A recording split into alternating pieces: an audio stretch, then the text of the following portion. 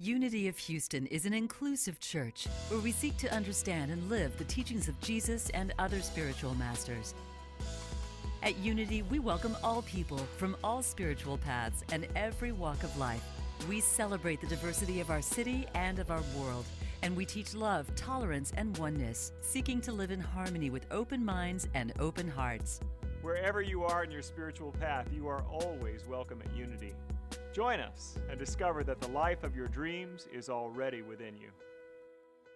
Tonight I'm just on the third chapter, really, of Radical Acceptance, which is the series we're working with, a book by Tara Brach, who's a Buddhist teacher. And it's reminding me, tonight we're talking about resting under the Bodhi tree. I don't know if you were here on Sunday listening to Reverend Michael, but he was talking about the Eastern religions, Hinduism and Buddhism, and he told the story of Siddhartha Gautama and how it was that he came to his enlightenment and how he awoke as the Buddha. And I'm going to give you a little bit more information about that because the way that it shows up in this book is really lovely. But it just reminded me of a time in my life when as many of you probably know, I was associate minister here in this ministry from about 94 till about 2001.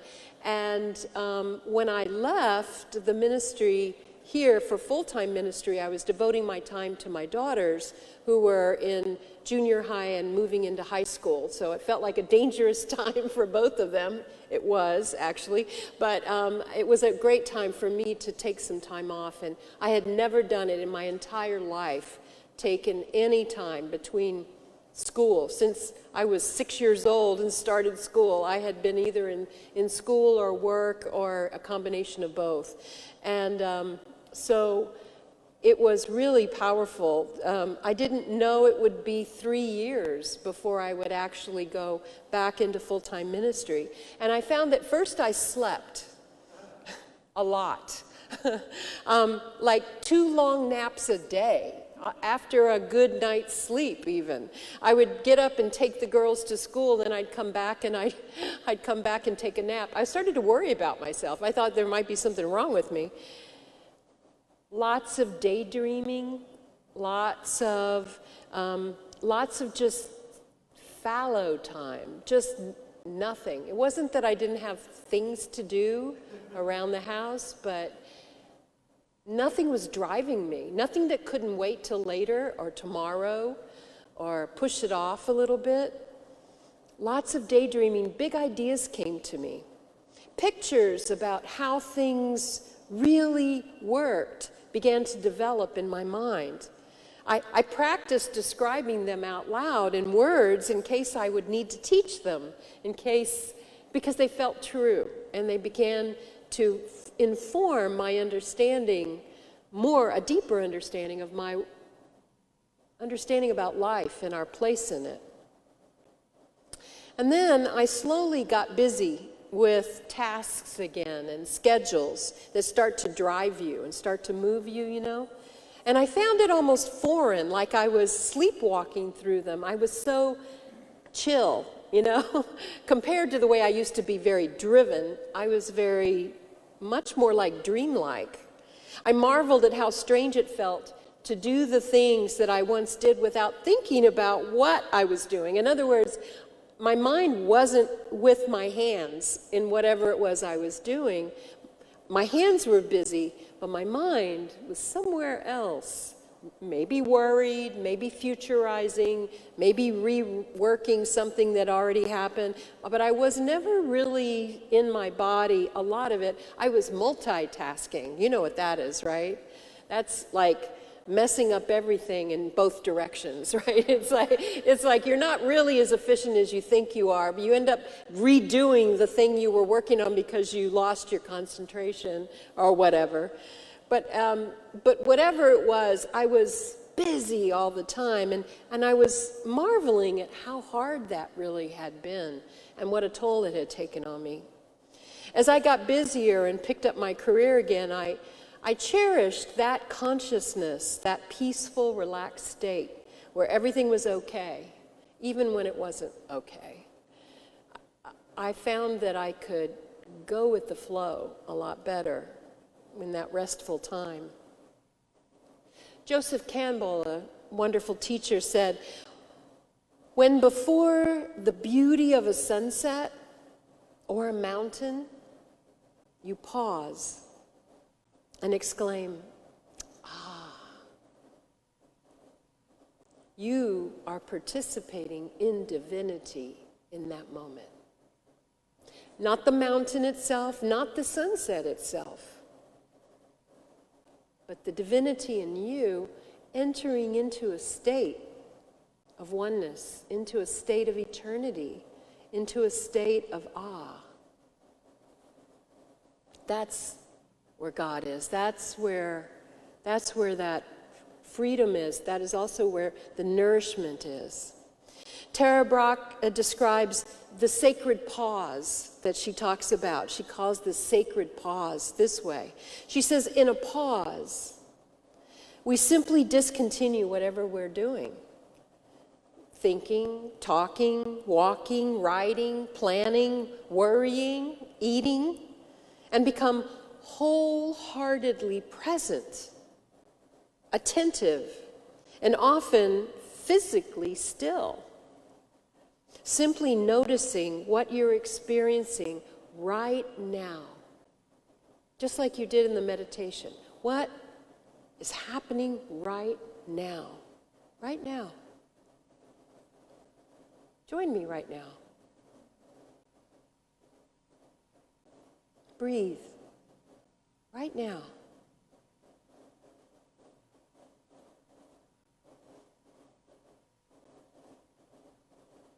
Your whole heart, your whole body, your whole attention. This is a sacred moment that you give to yourself. A sacred pause. This is the key to healing, to transformation, actually. It is the key to enlightenment and the key to life itself. And it's that. There's no teaching involved in this. It's literally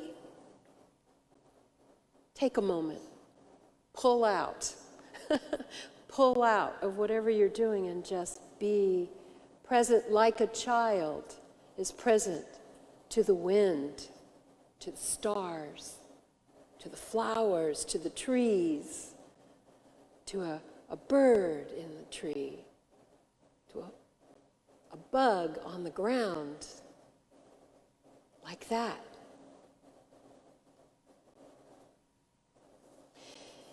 This past Sunday, Reverend Michael was describing the story of Siddhartha, as I said, who became known as the Buddha. He was a rich prince, protected from seeing suffering, aging, death, and wandered out, escorted out, and began to see around the village, see around the city, see around the countryside, and journey to understand how to become liberated. He found out in all of the kingdom that he was over, he saw suffering, he saw aging, he saw death, and he wondered about it. And in this journey, he started his own unfolding, his own discovery, his own working out a path to become liberated from fear and pain and death. And for a while, he practiced a very severe form of asceticism, starving himself to almost the point of death. And then he got to a place of exasperation where nothing he was doing was working, nothing was saving him or keeping him from these experiences of death and starvation and pain and suffering. And he cried out, surely there must be another way to enlightenment. And as he closed his eyes, a dream-like memory arose. It was the annual celebration of the spring plowing, and his nurses had left him resting under a rose apple tree at the edge of the fields. And sitting in the cool shade of the tree, as a child, he watched the men at work. sweat pouring from their faces. He saw the oxen straining to pull its plow. In the cut grasses and the freshly overturned soil, he could see insects dying, their eggs scattered.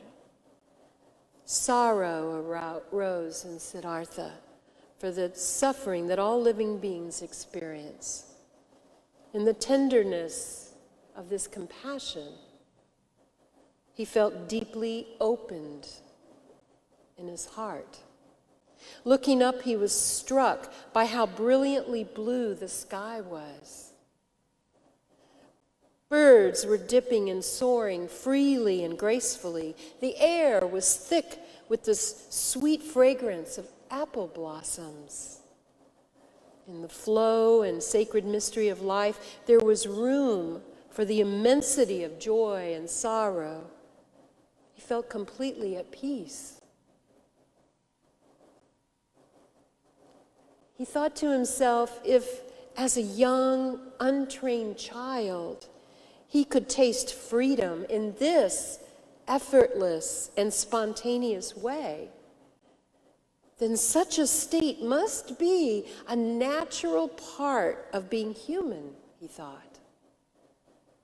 Perhaps he could awaken by stopping the struggle, and as he had done as a child, meeting all of life with a tender and open, simple presence. And so, inspired by his childhood experience, Siddhartha began his final search for lasting freedom. So he bathed himself in the river. He accepted the sweet rice offering that was offered to him by a village maiden. And then he slept a deep sleep with wondrous dreams. And when he awoke, refreshed and strengthened, he once again sought solitude under the Bodhi tree, a fig tree, and resolved to remain in stillness there until he experienced full liberation. He sat himself down under this tree and resolved that he would not budge, he would not move, he would not respond to any need or want anything. He was making himself absolutely available to the changing stream of life. This attitude of neither grasping nor pushing or moving away from any experience has come to be known as the middle way, capital letters, the middle way. In the pause of not engaging, in the pause of lifting out, we, like Siddhartha, become available to whatever life brings, including the unfaced, unfelt parts of our psyche. When the Buddha-to-be resolved to pause under the Bodhi tree, he became fully face-to-face with the shadow side of human nature represented as the god Mara. In Sanskrit, Mara means delusion. Traditional stories speak of Mara as appearing in many forms: violent storms, temptingly beautiful women, raging demons, massive armies. When the temptress appears, Siddhartha could most certainly recognize the enormous lure of seduction. Yet he sat unmoving, neither grasping nor pushing away the longing that was arising in his body and in his mind. When Mara transformed into a gigantic, clawed and fanged demon that swooped through the air to attack him, Siddhartha bravely and mindfully opened to the fear he felt. Without fleeing or trying to fight back, he remained still. By paying attention instead of reacting, he saw beyond the delusion of separate self that imprisons us in suffering. Throughout the night, Siddhartha was assaulted by the armies of Mara in many forms, most of them his own base fears. As dawn approached, Mara issued his greatest challenge, demanding that Siddhartha defend his right to occupy the seat of freedom. In other words, justify himself. In response, the Buddha-to-be touched the ground, calling on the earth to bear witness to his thousands of lifetimes of compassion. The earth shook in violent affirmation, and darkness and thunder filled the skies. Terrified, Mara fled, and along with him, the final traces of delusion vanished.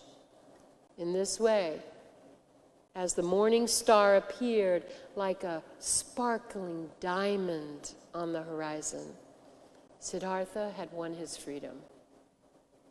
He realized his pure nature, loving, radiant awareness, and became the Buddha, the awakened one. When asked how he had become enlightened, he merely said, "I am awake. I see."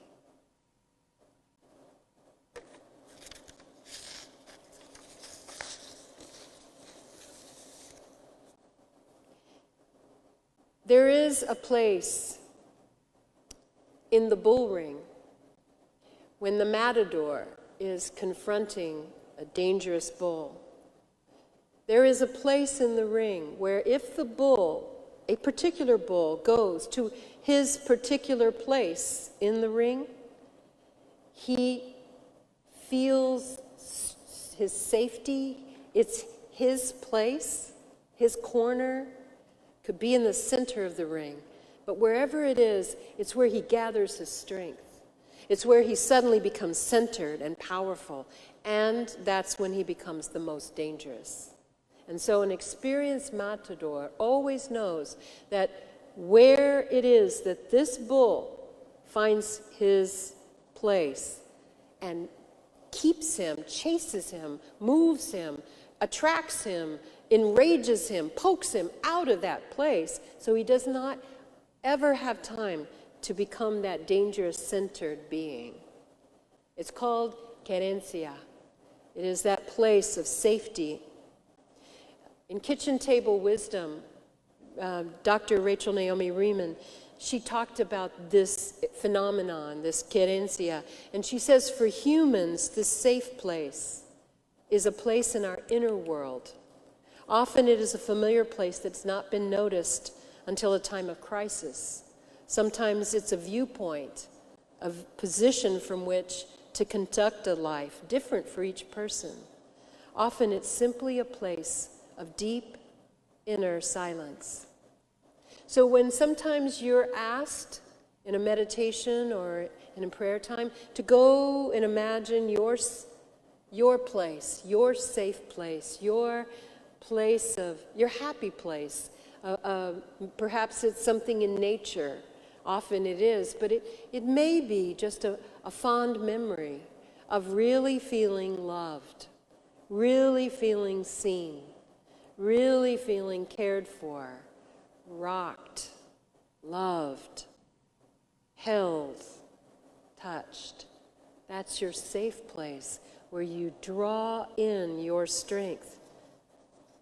That's when you rest for a moment under the Bodhi tree, where no matter what comes at you, what swirls around you, you are still.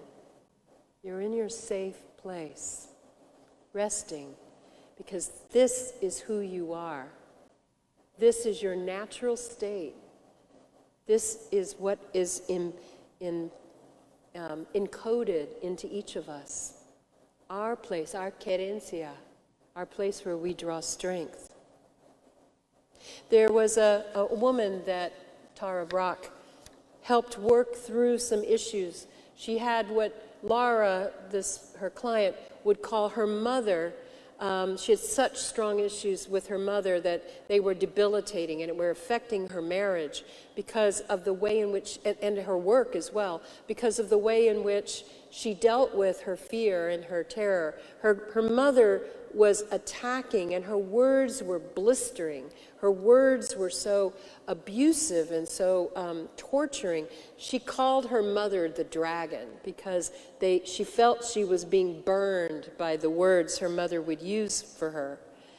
And as she was being trained with Tara how to be still and how to breathe through some of the memories and some of the things that were going on, she began to learn how to find her own spaciousness in herself, a place where she could be present and feel and not run and not react and not yell and not resist. Instead, to feel what she felt and to know that she could be okay, even feeling these awful feelings that she would normally try to resist and try to run away from.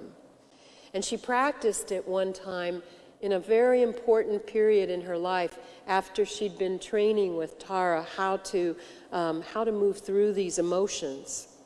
And she noticed that while her mother was still talking to her and still abusing her with her words, she was noticing the terror and the pain that she was feeling in her heart, how her throat and her heaviness in her heart were sharp pain and heaviness and heat.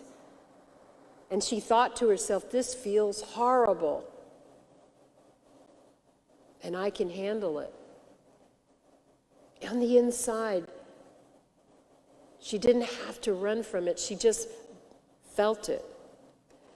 And then she breathed and she felt a spaciousness open up inside of her. The sharp pain in her throat and chest began to dissolve. Her woundedness began to feel gently cared for by something on the interior. And when she looked over at her mother, Lara felt an upsurge of tenderness. She saw a woman ensnared in her own insecurity, words tumbling out of control out of her mouth. She saw her hands were tightened into fists that were impotent. But by the time that they parted late that evening, she was actually able to look her mother into her eyes, touch her arm, and even smile. She wasn't afraid. Under the layers of the sharp scales of the dragon, she had found her own soft and kind heart beating. Rainer Maria Rilke said, "How could we forget those ancient myths that stand at the beginning of all races? The myths about dragons that at the last moment are transformed into princesses. Perhaps all the dragons in our lives are only princesses waiting for us to act just once with beauty and courage. Perhaps everything that frightens us is, in its deepest essence, something helpless that wants our love, our compassion." So to practice the sacred pause, to discover where your querencia is in every living moment, does not require a meditative practice or a big setting or spaced out time. It only requires that you take a moment to pull yourself out of whatever has got your attention and bring your attention to the moment of what is happening here. There are many moments, showering, walking, driving, when we release our preoccupations and are simply aware and we're letting life happen around us. We may pause at seeing new green in spring. Have you done that? Where you just know, that is impossibly green grass. Impossibly green leaves. They look so tender and fragile. I don't remember the trees looking like that. I know I do it. Or in the supermarket, we may pause to gaze at the freshness of an infant's face and just think, how beautiful. When we finally understand a problem that we've been grappling with, our pause may be a sigh as our body and mind relax. Finally, that will do it. That's the answer. At the end of a long day, we may experience a natural pause when we lie down in bed and let everything go at last. We can also purposefully pause during regular activities. Tara says, I often pause before getting out of my car and simply feel what's going on inside of me. Sometimes after I hang up the phone, I stop. I'll just sit at my desk, breathing, listening, not doing the next thing, just taking a moment. Or I might stop cleaning the house for a moment and simply listen to the music that I'd put on to keep myself company. We can choose to pause on the top of a mountain or in a subway while we are with others or meditating alone. In any living moment, in any given time, throughout the day, stop. I know someone who practices when they take their keys out before they put it into the lock. Pause. Breathe. Notice. Now. Just simple things. Ajahn Buddhadasa calls these pauses temporary nirvana. Living things would either die or become insane, he says. Instead, we survive because there are natural periods of coolness, of wholeness and ease. In fact, they last longer than the fires of our grasping and our fear. And having these moments of nirvana, that's what sustains us. That's where we get our energy, our querencia. Terry Tempest Williams says, to protect what is wild is to protect what is gentle. Perhaps the wilderness we fear is the pause between our own heartbeats. In the silent space that says we live only by grace. Wilderness lives by this same grace. Wild mercy is in our hands. Rest under the Bodhi tree as often as you can. Namaste. Thank you for watching this message today.